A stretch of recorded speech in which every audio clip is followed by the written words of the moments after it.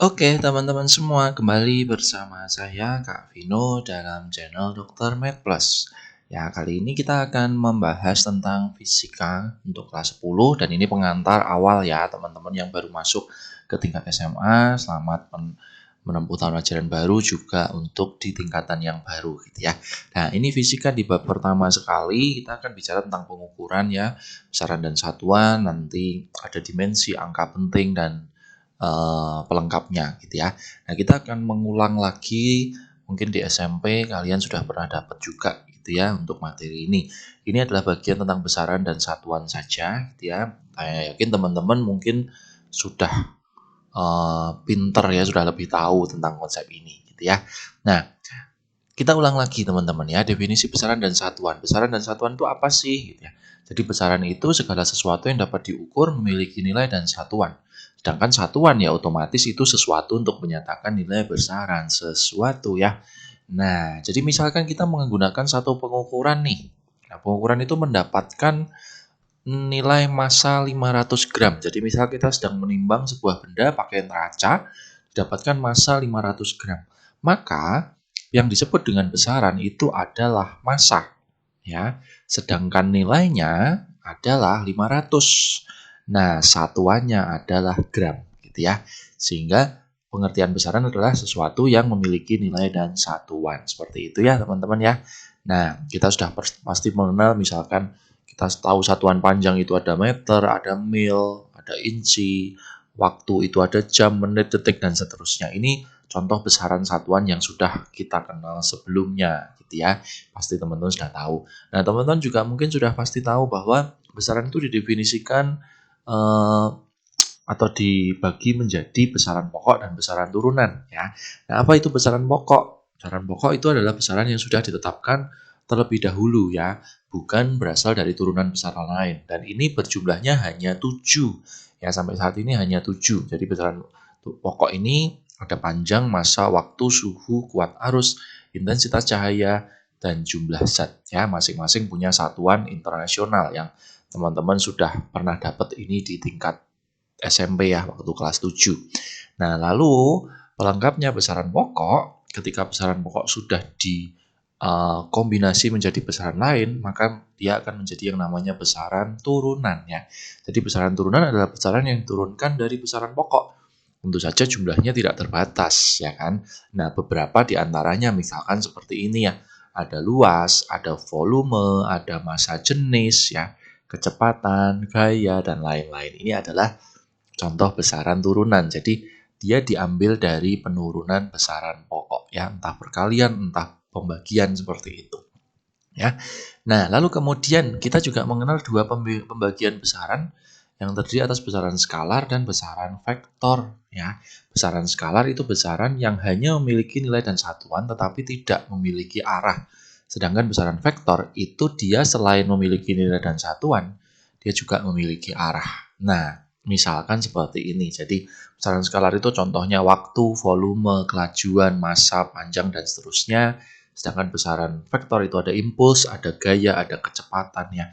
Membayangkan arah itu sederhana teman-teman. Jadi ketika kita mendorong meja pakai gaya, itu kan pasti mejanya terdorong ke arah tertentu kan gitu. Nah, tapi kalau misalkan kita bicara lama waktu kita bepergian misalkan 2 jam. Nah 2 jam itu kan nggak perlu kita tahu arah yang waktunya mau ke kanan apa ke kiri kan. Teman-teman itu namanya besaran skalar dan besaran vektor. Ya, seperti itu teman-teman ya.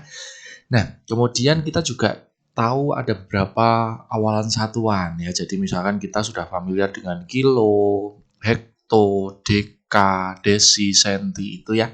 Nah, tapi selain itu ternyata masih banyak sekali gitu. Nanti kita dikenalkan dengan satuan mega, tera, ya kan, piko, femko itu teman-teman wajib tahu gitu ya. Dan juga jangan lupa kalian tetap harus ingat cara mengubah satuan. Jadi misalkan dari meter ke kilometer itu bagaimana ya kan, dari sentigram ke gram bagaimana, itu kalian tetap harus tahu ya. Seperti itu yang tidak boleh dilupakan gitu ya.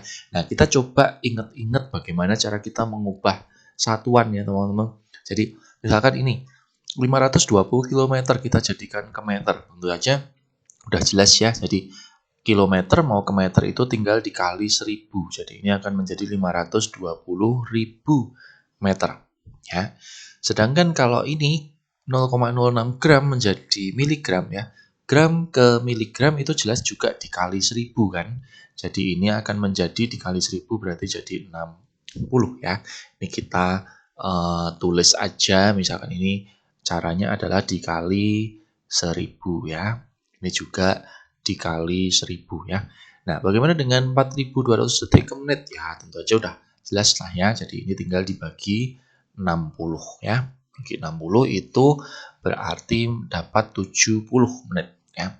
Nah, ini ada satuan baru nih ya. NM itu nanometer ya. Nah, 1 nanometer itu kalau mau dijadikan ke meter itu dikalikan 10 pangkat minus 9. Ya, jadi dibagi 1 miliar ya.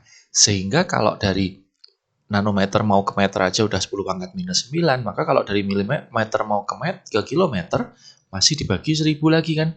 Gitu. Artinya kalau mau langsung dari nanometer ke kilometer, maka caranya adalah dikali 10 pangkat minus 12 ya. Karena dibagi 1 miliar dibagi lagi 1000 kan gitu. Nah, kita tulis aja gini teman-teman, 25 kali 10 pangkat minus 12 ya. Seperti itu. Kemudian 3200 kilojoule. Kilojoule mau ke joule. Ya, itu tinggal dikali 1000 aja teman-teman ya. Jadi 3200 kali 1000 ya. Oke. Lalu, nah ini satuan yang apa ya istilahnya berpasangan seperti itu ya. Nah, ini ada caranya kan. Jadi kalau kilometer per jam ke meter per sekon itu caranya 90 kilometernya dijadikan ke meter. Jadi 90.000 lalu dibagi. Nah, ini dianggap sebagai 1 jam, teman-teman. 1 jam dijadikan ke sekon itu 3.600. Jadi 90.000 dibagi 3.600 itu kita dapatkan 25 meter per sekon ya. Nah, lalu ini juga sama ya. 2,6 gram mau ke kilogram. Wah, ini susah nih. Ini jadinya 2,6-nya itu dibagi 1000 ya. Nah, terus 1 cm kubik dijadikan ke meter kubik itu dibagi 1.000.000 kan. Nah, berarti malah nanti akhirnya karena ini dibagi kan malah jadi dikali ya. Jadi akhirnya malah jadi 2,6 dikali 1000. Dapatnya 2.600 ya. Nah, kalau ini juga sama nih. 4.500 kg mau ke gram berarti dikali 1000 ya. 1000. Lalu 1 meter kubik mau ke liter. Liter itu desimeter kubik berarti dikali 1000. Nah, ternyata dia akan kembali menjadi 4.500 lagi. Jadi artinya kita bisa menemukan oh ternyata kilogram per meter kubik itu sama dengan gram per liter. Ya, seperti itu teman-teman ya. Nah, di sini juga ada shortcut nih teman-teman ya. Jadi ini penting nih. Kalau kita punya kilometer per jam mau dijadikan ke meter per sekon dan juga nanti ada kilogram per meter kubik mau dijadikan ke gram per sentimeter kubik. Ini kita punya cara cepat gitu ya. Cara cepatnya itu gini. Kalau dari kilometer per jam mau ke meter per sekon ini tinggal dibagi 3,6. Kalau ini kembalikannya maka dikali 3,6. Kalau ini mau ke sini, ini caranya dibagi 1000.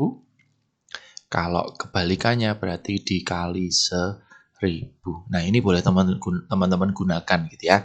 Tapi ya biasanya dua satuan ini yang cukup sering aja gitu ya. Kalau yang lain-lain nggak usah semuanya dihafalkan, nanti jadi banyak sekali ya teman-teman ya.